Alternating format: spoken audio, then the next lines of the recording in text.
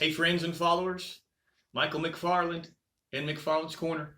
Going to give you the Lake Fork rundown for June 9th and 10th. That's Thursday and Friday. Okay. When we last talked, it was Wednesday. We had just kind of come out of that huge cold front that kind of started to take some water temperature away.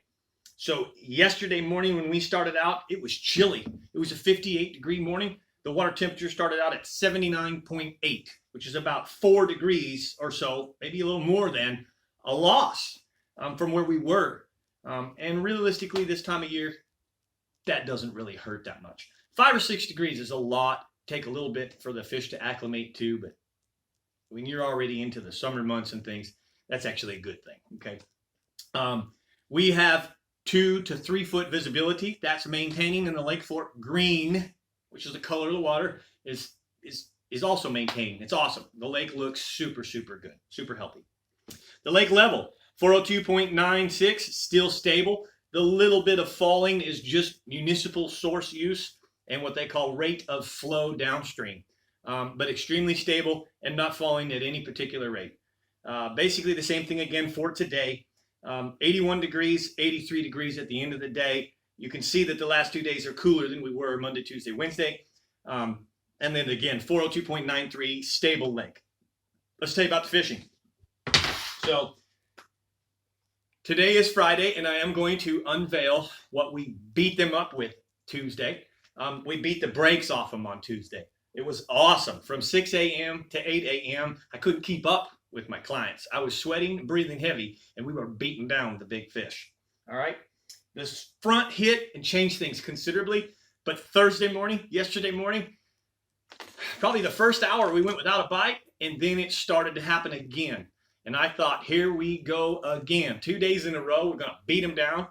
We got about an hour's worth of catching, and then it just went from there. The wind quit, and yesterday I learned what a piece of popcorn feels like. Because to have absolutely no wind in the middle of June, I talked to Texans that are born and raised here. They can't remember the last time that a 2-day cold front came through in June and then followed up with high winds, super high winds, and then followed up with no winds whatsoever. So that was yesterday. We stayed the grind the rest of the day, and it was tough. I don't think we got bit again until later in the afternoon. Got a little deeper offshore and caught a few more cookie cutters. But the morning started out, again, big fish. And I got a bait that I'm telling you about here in just a little bit. Today was ruthless. It's day 2 after a cold front. Bluebird skies for me. And again, really no winds. Extremely calm conditions. Hot for June. We did catch a lot of fish today. I had a father and son, Charles and Brett. We've been trying to get this trip in for a while due to COV and some weather cancellations. It was really nice to spend the day on the water with them, and the numbers were actually awesome. We probably caught 15 to 20 fish or so, none of them over 3 pounds. Everything was cookie cutters, and it was really funny because now I'm going to unveil to you what I beat them up with this week, and it is the Zoom Magnum UV Speedworm in 2 colors, and I'm dipping the tail chartreuse. So watermelon candy and green pumpkin magic red. Okay, it's actually, this is just a green pumpkin magic here. I don't know how I ended up with that, but I've been using the red green pumpkin magic. It's just an extra bag here that I think it's just labeled wrong. But I'm using the green pumpkin magic red. Dyeing the tail chartreuse, and that has a lot of swag to it. That UV tail, that Vibe UV tail, really makes a lot of thumping noise and a lot of flash. And here's the key. I'm using it on my real-time rods, MB 7'3", 1225, which is a 5 power. Of course, we've added the McFarland signatures.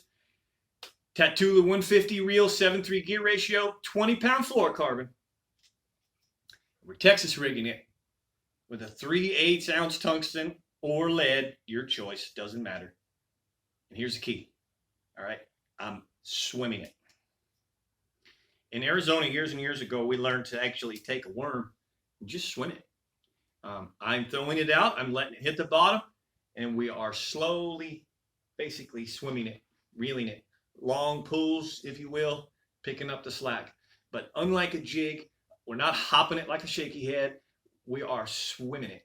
Make sure that that UV vibe tail is slapping hard. And that's what did the damage this week. It was awesome. Most definitely, they have been cured with the real-time rods magic reaction sauce. That makes a difference in how far they eat it and how much they hold on it. Matter of fact, there was a couple fish that swam probably 20 feet with the bait before the client realized. And they were a little deeper hooks than I like to see, be honest with you. But that's straight out because of the magic reaction. Refused to spit that bait. Actually, almost swallowed it completely. But other than that, guys, lake's in great shape. Summer's here. Summer is roaring hot already. And it's probably going to be a long, hot July. And I think we may just X August out of the whole equation if it stays hot and no winds like this. So if you want to get with me, I have a handful of select dates left in July. I'm only doing mornings and evenings. No more full day trips during July. You can book a full day, but we'll split it half and half. So I'm really only offering half day trips in July evenings, mornings and evenings. And that's about it. So you want to get out here, you want to learn about offshore fishing, you want to have some of these beat downs that you're going to see happen for the next 6 weeks. There will be daily beat downs on Lake Fork from myself and many other guides that know how to find these big fish offshore. Normally we're throwing a Santone football jig or a shaky head and a big worm. This new deal is something fresh and it's working. So appreciate you guys. I'm Michael McFarland giving you the Lake Fork rundown for June 9th and 10th and realistically for this whole entire week. Somebody get out there this weekend, have a great time, be safe, and catch a real big bass. If you do, I'd sure love to see a picture of it. Send it to me. I may talk about it and share it if I can. And of course, thumbs up if you enjoy it. Comments below if you have any questions. I'll do my best to get back to you. Thank you so much for watching. I'm Mike McFarland, the Lake Fork Guide. Wish you all great fishing.